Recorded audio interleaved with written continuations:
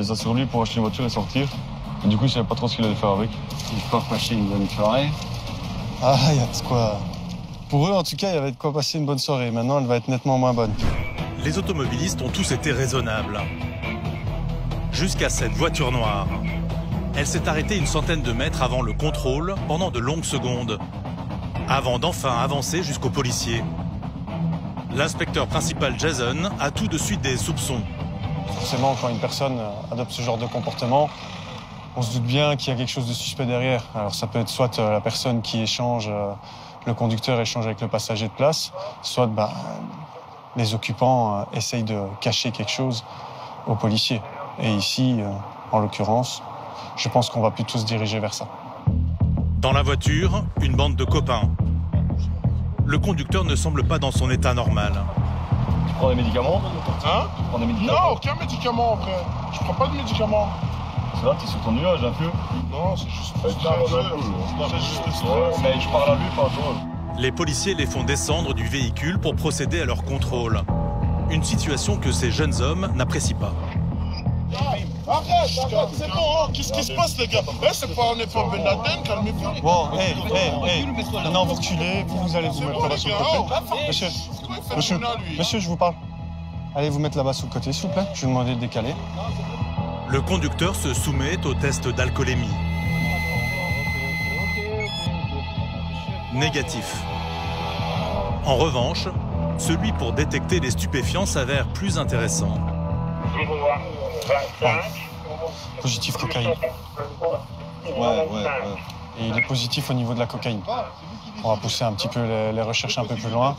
On a des petits indices qui nous laissent penser qu'il y a plus à trouver ici. Le contrôle est approfondi. Dans la voiture, un téléphone est retrouvé.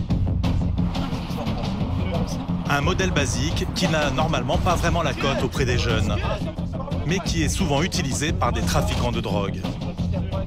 C'est à qui ce téléphone? À moi. C'est à vous? Ok. Pourquoi il y a un problème? Non, on trouve un téléphone, on aime bien savoir à qui il est. Hein. Est-ce qu'il y a un problème avec ce téléphone? Directement. Right, Alpha, Voilà, c'est au conducteur. C'est le petit téléphone de... Ils sont tous connus pour ça. Les choses deviennent sérieuses. Le chien de la brigade canine entre en action et quand il aboie, c'est qu'il trouve.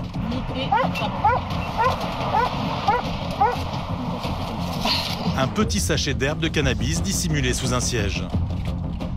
En simultané, une autre trouvaille dans un recoin. Jason, viens une fois. Il vient de retrouver une liasse de billets dans le faux plafond du toit. Nouvel indice que ces individus ont des choses à se reprocher.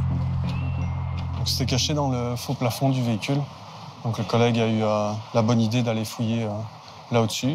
C'est un toit ouvrant. Monsieur avait été la glisser juste là.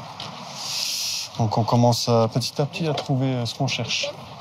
Et la raison surtout pour laquelle ils se sont arrêtés un peu plus tôt. Tu as trouvé les 2000 ouais, soi-disant, il me dit qu'il y a 2000 € parce que demain, il va voir sa famille en France. Pourquoi est-ce qu'il est caché dans le faux plafond? Voilà, c'est ça. Et je lui dis, pourquoi tu les prends maintenant et les laisser chez toi? Tu ne sors pas chez moi. Voilà. Jason est policier depuis 15 ans. Il ne se laisse plus abuser par les mensonges de certains. 2000 € en billets de 50. Donc évidemment, quand on demande à monsieur s'il y a des choses dans le véhicule suspectes, il nous dit que non. Puis après, quand il voit qu'on commence à trouver, les explications partent de nouveau un peu dans du n'importe quoi. Pour l'instant, on va continuer les fouilles parce que je pense qu'on n'a pas encore tout trouvé. On va encore procéder à une fouille complète des individus. Et après, étant donné les éléments, on va aviser le magistrat pour voir un petit peu ce qu'il préconise. On va te fouiller. On va fouiller. Ouais, mais là, on va te fouiller complètement. Le conducteur est donc conduit à l'abri des regards dans un fourgon. Les policiers découvrent encore de l'argent.